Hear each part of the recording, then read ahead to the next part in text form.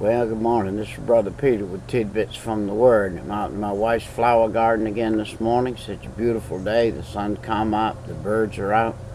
The only thing that's different today than was last time I was out here is the mosquitoes are out today. But I want to read this morning. We had done 10 or 12 excerpts about living spiritually. And now I want to talk about, we talked about going to heaven over there. I want to talk about another vineyard.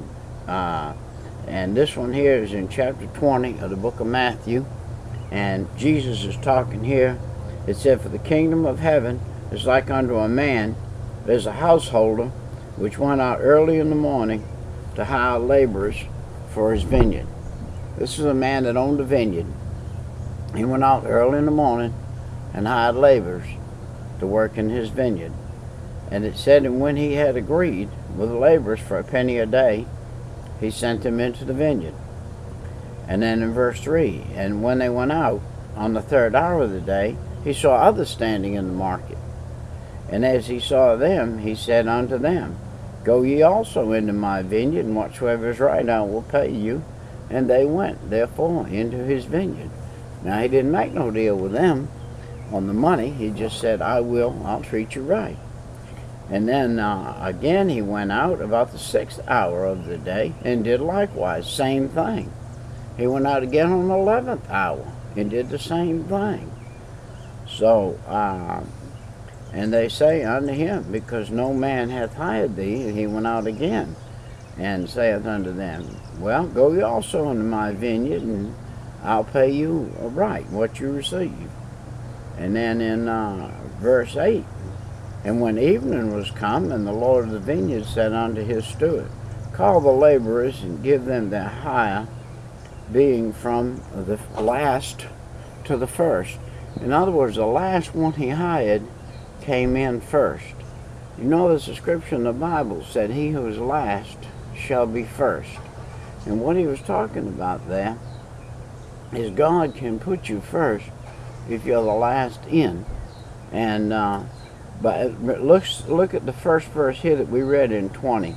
For the kingdom of God is like unto a householder that went out and hired. What he's saying here is that there's going to be equal. There's not going to be any big I's and little U's up there.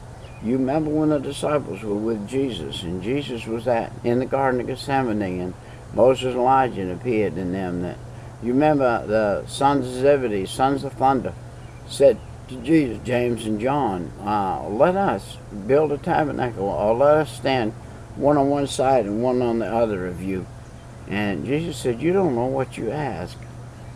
But there is an even thing. There is no big. In other words, Jesus thought, well, they think that they're big and they're not. And there was 12 others. Why should 2 of them stand up there and all the rest not? Now, you know, I studied last week in a secular dictionary from back in the 1950s, 1960s, the word selfish. The word selfish covers 2 or 3 pages in that book.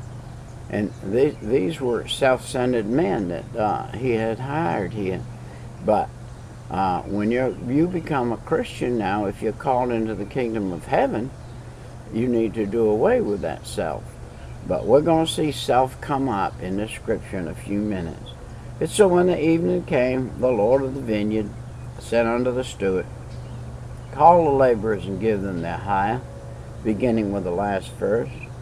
And when they came that were hired about the 11th hour, they received every man a penny. But when the first came, that supposed that they should have received more, and they likewise received every man a penny. And when they had received it, they murmured against the good man of the house.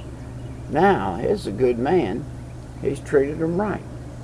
He made a deal with them in the morning. And this is what the good man said. And this is what the men said, saying, These last have wrought but 1 hour, and thou hast made them equal unto us, which have borne the burden and the heat of the day.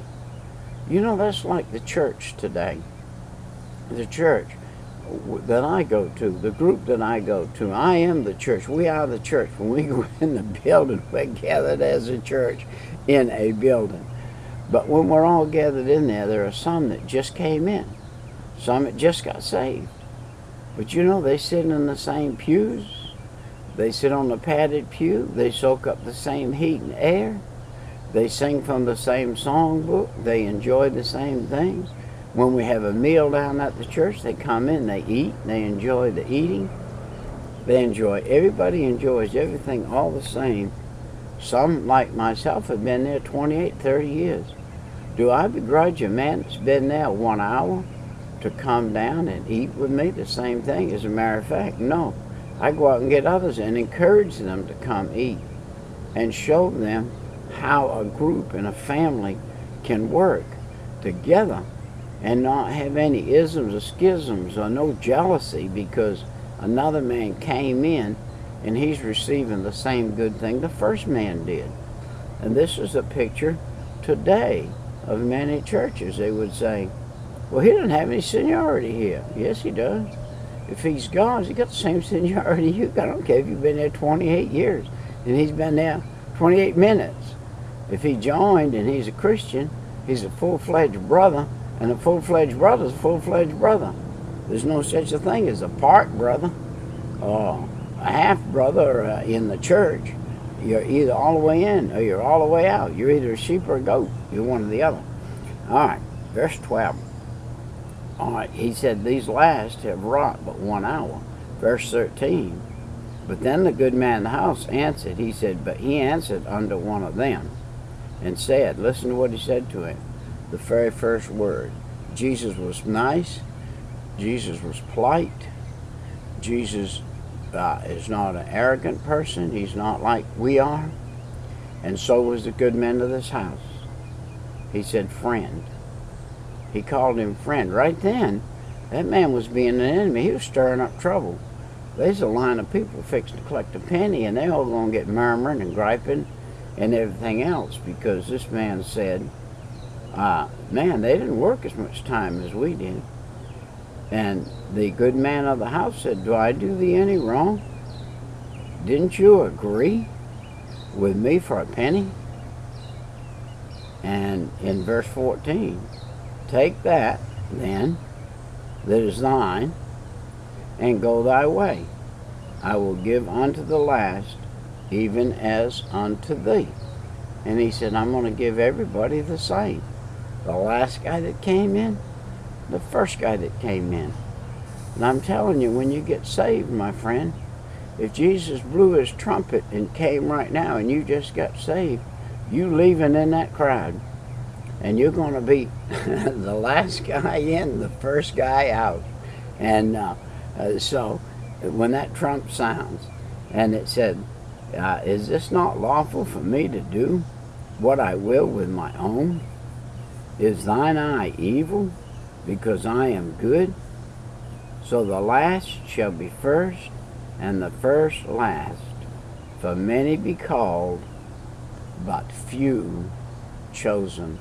Listen to this, brother. Are you a chosen vessel this morning?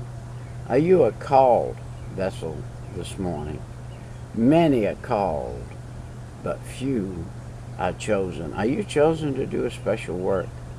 Now, I can pretty much assure you today that call comes before choosing.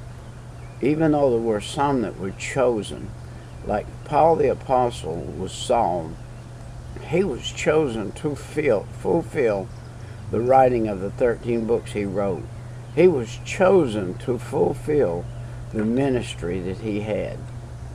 But even then, he had to stop down there and sit under Gamaliel for 3 years.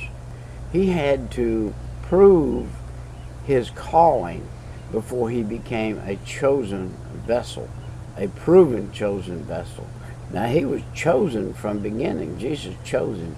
I like to use this scenario of Stephen going to heaven after Saul had stoned him and standing before the Lord and say, hey, Lord, how about I go down there and save that Saul guy that stood there and held my cloak while they killed me, and tell him what he's got to suffer to follow you because of what he's done to the church.